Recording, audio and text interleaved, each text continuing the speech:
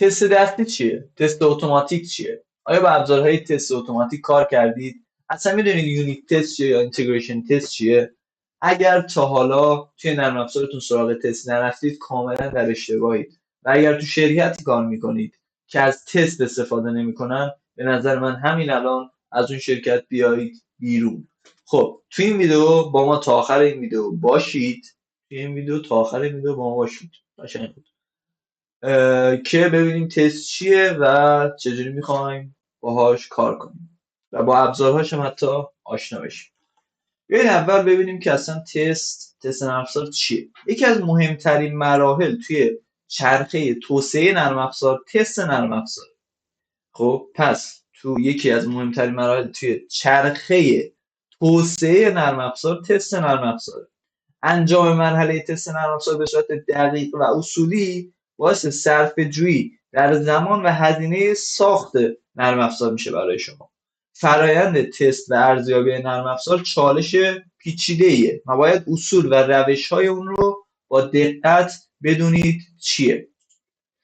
تست عبارت است از معیاری بدون قصد و غرض از میزانی که سیستم به اهداف تعیین شده دست می‌یابد. سیستم میتونه حتی فراتر از سطح انتظار پیش بره، خب، یا در رسیدن به مقصود ناتوان باشه. تست فرایند تعیین میزان مؤثر بودن چیزی است که طی برخی آزمون و خطاها مزایا و معایب یه دونه برنامه رو مشخص میکنه.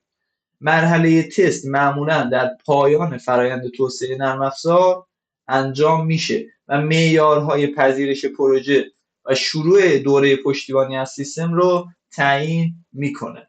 تست نرم افزار از بررسی محصولات و رفتار نرم افزار تحت آزمایش از طریق اعتبارسنجی و تایید اون تشکیل شده. همچنین میتونه دیدی هدفدار و مستقل از نرم افزار رو ارائه بده تا به کسب و کارها اجازه بده ریسک اجرای نرم افزار رو درک کنن. تست نرم افزار فرایندیه که برای اطمینان از اینکه نرم افزار یا برنامه شما همانطور که باید کار میکند. روش‌های مختلفی وجود داره که میتونیم برای آزمایش کدهای خودمون از اونها استفاده کنیم و هر روش تست نیازمندی‌های متفاوتی داره. به عنوان مثال تست یونیت شامل نوشتن موارد آزمایشی برای اطمینان از کارکرد کد همان بخش ماست، خب همونطور که باید باشه. و آزمایش بتا شامل آزمایش نسخه پیشنمایش نرم افزار یا برنامه است تا اطمینان حاصل شود که کاربران میتونن از محصول استفاده کنن.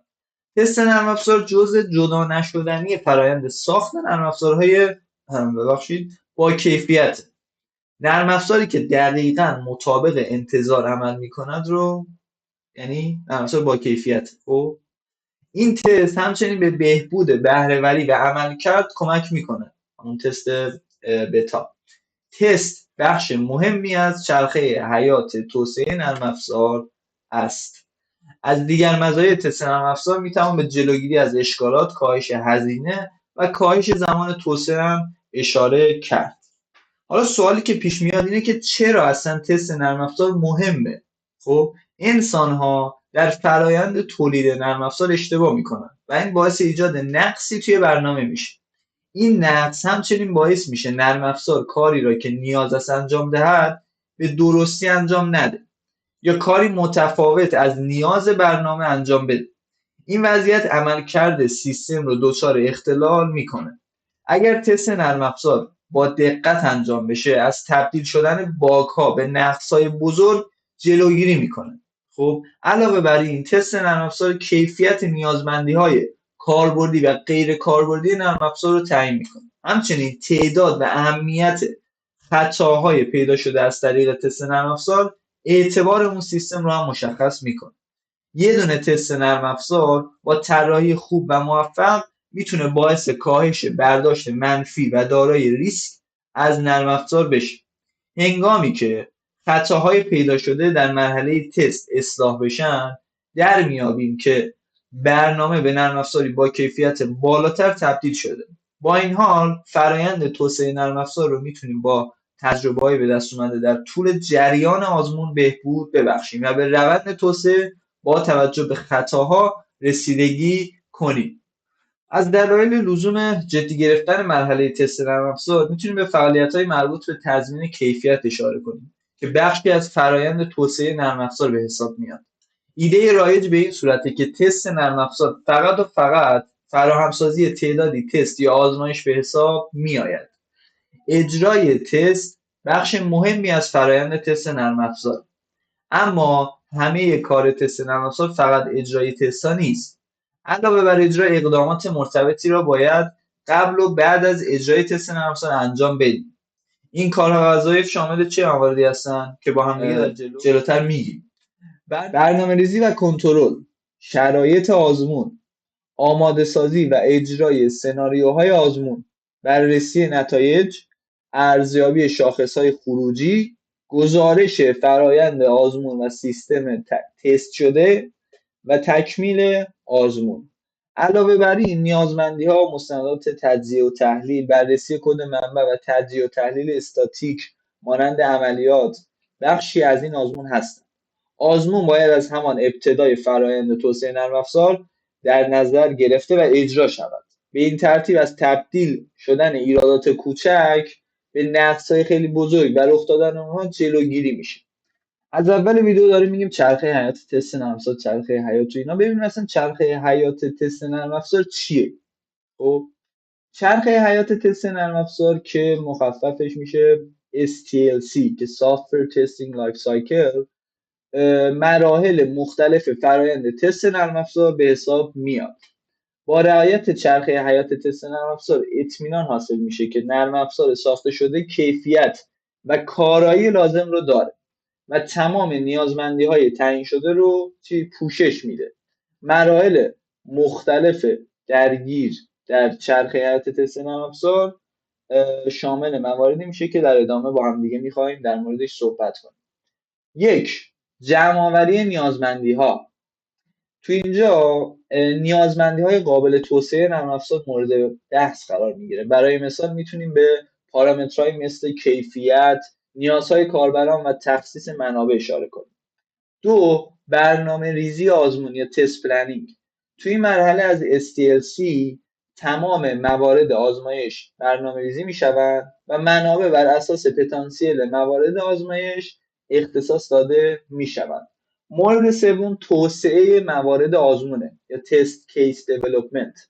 این مرحله مربوط به ساخت موارد آزمایش بر اساس برنامه ریزی انجام شده در مرحله قبل، یعنی در مرحله برنامه ریزی آزمون و توسط تیم تضمین کیفیت باید تایید بشه. 4. تنظیمات محیط آزمایش یعنی تست انوایرمنت ستاپ.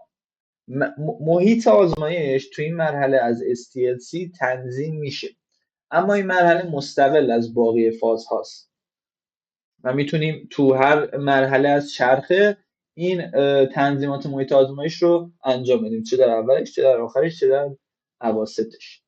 مورد پنجم اجرای تست یا تست اکزیکیوشن. در مرحله اجرا تمامی موارد تست های آماده شده اجرا و نتایجش یادداشت میشه.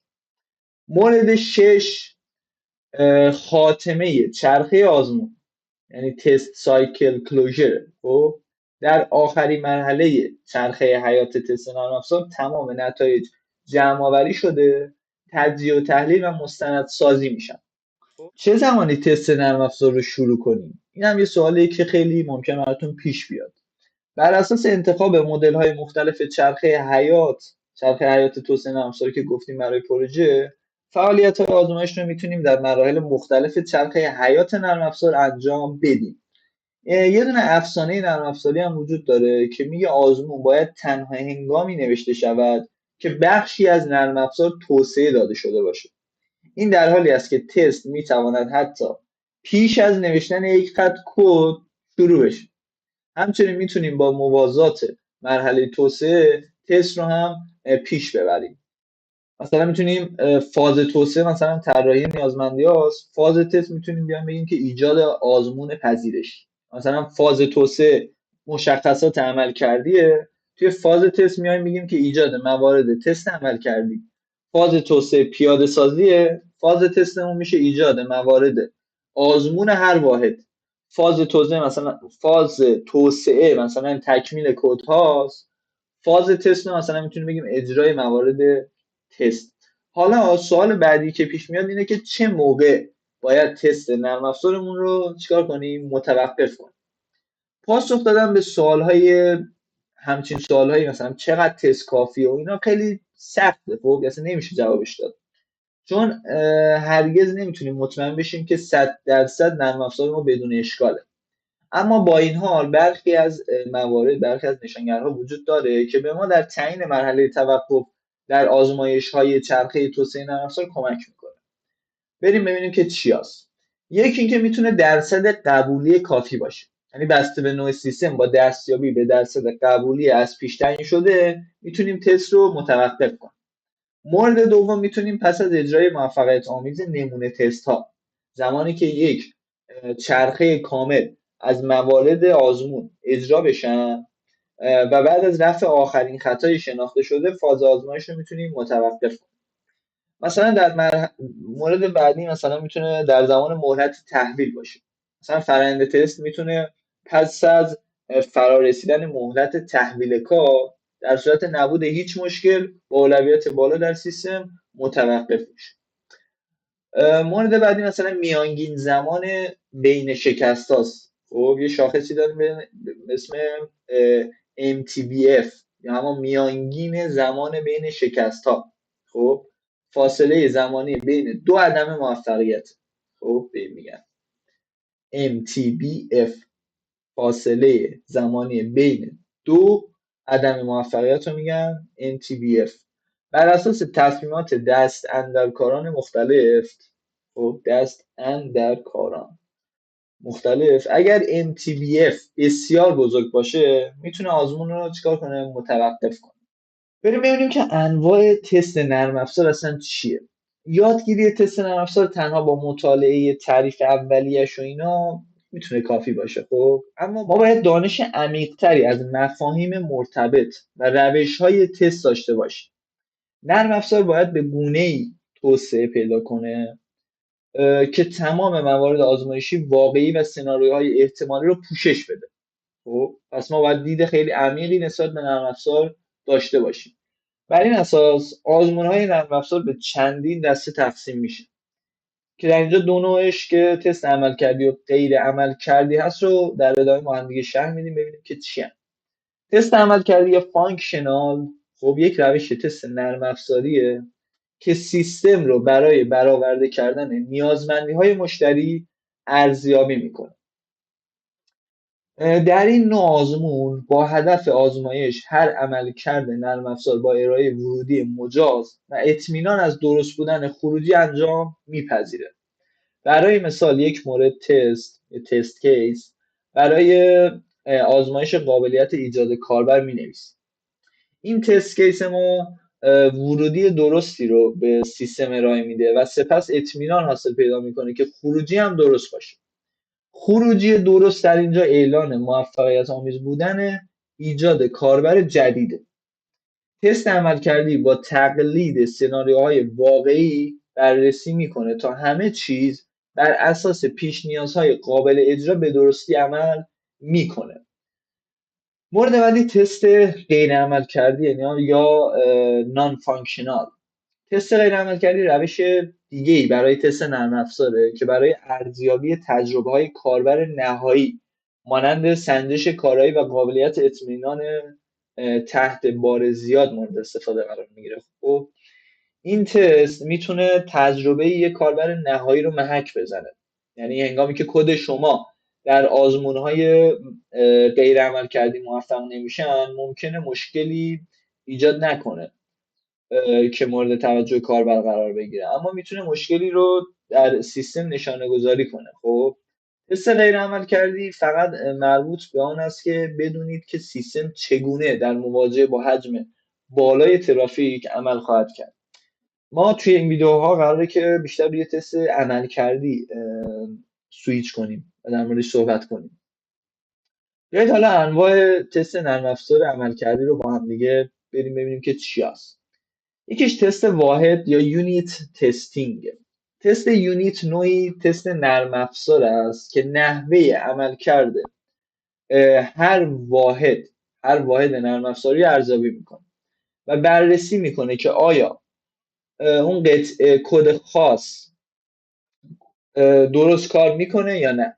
هر واحد کوچکترین مؤلفه قابل تست یک برنامه به حساب میاد.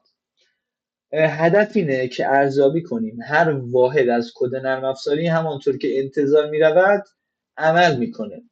شما تست یونیت رو در مرحله توسعه انجام خواهید داد. توسعه دهندگان این تست ها را همگام با توسعه ایجاد میکنند. خب تست های یونیت امکان بررسی اشکالات احتمالی در کد رو به صورت جداگانه فراهم و به اصلاح آنها کمک میکنه. خب یه واحد میتونه یک تابع، متد، ماژول یا یک شی باشه. تست یکپارچگی یا اینتگریشن تستینگ چیه؟ تست یکپارچگی نوعی تست نرم افزاره که هدف از آن بررسی نحوه عملکرد اجزا و توابع نرم افزاری در کنار یکدیگره. این دومین مرحله از فرایند تست نرم افزاره که پس از تست یونیت انجام میشه. در این نوع تست یونیت ها یا اجزای نرم افزاری جداگانه در گروه ها تست میشن. این روش تست عمدتاً بر بررسی نقص در تعامل بین اجزای یکپارچه و یونیت ها متمرکز هستش. تست سیستم یا سیستم تستینگ. تست سیستم شامل فرایند تست نرم افزار یکپارچه بوده و هدف اون ارزیابی انطباق سیستم با پیش نیازهای مشخصه. توی تست سیستم تیم کنترل کیفیت چگونگی کارکرد هر مؤلفه برنامه یا نرم افزار رو توی محیط کامل و یکپارچه ارزیابی میکنه. تست پذیرش یا اکسپتنسی تستینگ روشی در تست نرم افزاره که داخل اون یه سیستم برای پذیرش آزموده یا بررسی میشه. این آزمون تطبیق سیستم رو با نیازمندی‌های تجاری ارزیابی و بررسی میکنه که آیا برای تحویل قابل قبول است یا خیر. این تست تعیین میکنه که آیا سیستم معیارهای استاندارد تجاری رو برآورده میکنه یا اینکه کاربران یا مشتریان قادر به پذیرش اون هستند یا خیر. تست پذیرش آخرین مرحله تست نرم افزاره که پس از تست سیستم و پیش از ایجاد سیستم برای مصارف عمومی انجام میشه. تست رگرسیون مرحله بعدی، یعنی تضمین میکنه که یک جزء پس از افزودن اجزای دیگر در برنامه وظیفه خود را همچنان انجام میده. شما هنگام تغییرات توی برنامهتون مانند اضافه کردن یه دونه ماژول جدید باید تست رگرسیون انجام بدید. این نوع تست نشون میده که تست کامل موارد تست های اجزای از پیش امتحان شده سیستم که مجددا انجام میشن اطمینان حاصل کنه که درست دارن کار میکنن. خب تست بعدی تست آلفا و تست بتا. تست آلفا که به عنوان تست اعتبار سنجی اولیه هم شناخته میشه وجهی از تست پذیرشه که پیش از آن که محصول به مصرف کنندگان یا کاربران ارائه بشه انجام میشه. تست کنندگان QA یا تضمین کیفیت معمولا این وظیفه رو به عهده دارن. تست آلفا توسط تیم QA در داخل مجموعه انجام میشه. این در حالی است که تست بتا که به عنوان مرحله دوم تست اعتبار سنجی شناخته میشه در خارج از مجموعه انجام میشه، به این معنی که کاربران عادی این نوع تست رو انجام میدن.